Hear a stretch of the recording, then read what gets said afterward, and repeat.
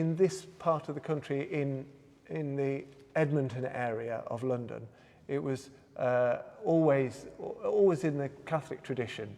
Traditionally, that meant that there were no women priests in this area until my predecessor, Marjorie Brown, was appointed here, and it was quite a radical appointment in a way. There were no other women in the whole of Edmonton area, and Marjorie was the first one. And it was in the spirit of this church, I think.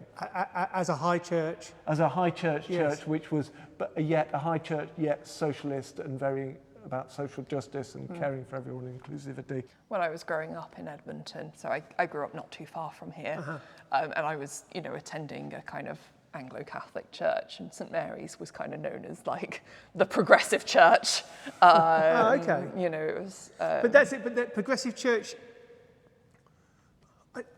It's going to sound rude what I'm about to say, but progressive church, from my perspective, as you walk in, is there a drum kit in the corner? Yeah, no, that's exactly. What frustrates me, what sends me up the wall with madness, is that when I talk to people like yourself, even I don't want to be rude, but people associate there's a drum kit and there's strobe lighting, and therefore it's going to be very open. Often they're the most conservative places in terms of they've been late to women's ministry. They're often led by men with a woman assisting maybe, and so I'm sorry I shouldn't say all this on camera, but it just frustrates me. And then people label people who are still in the tradition in terms of liturgy and worship, but actually we're quite progressive in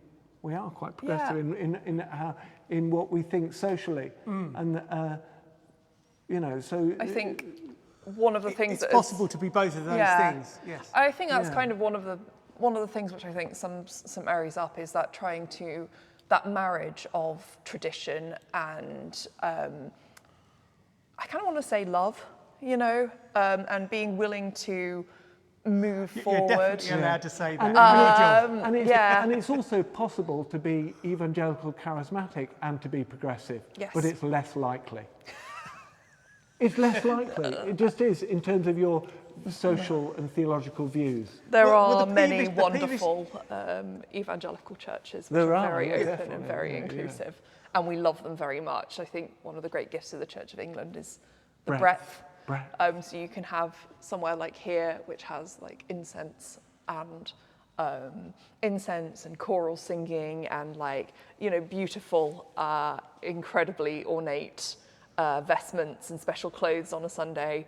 And you can also have somewhere where the vicar is wearing a plaid shirt and you're singing kind of contemporary worship music and everyone's getting their hands in the air and are being, and both of those things I think spiritually fulfill different people, and it's really wonderful that you can have both in the Church of England.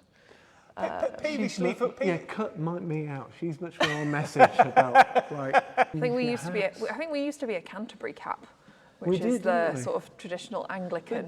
But was it worn liturgically? I don't know. You can't wear them liturgically, can you? I think you can wear them to preach.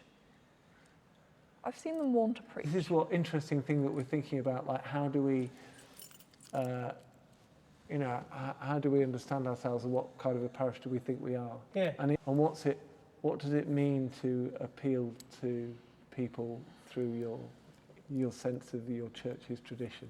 Costume and all that stuff draws people in. At another level, exactly. It seems distant and pushes you away. Which is exactly why some people are there in their plaid shirts with their guitars, because people get that. I think one of the great gifts is that God gives us a variety of ways to encounter God. Yeah. You're starting to sound like a politician again. You should just say, I do it right. Obviously, I think that my way is and everybody correct. else does it wrong.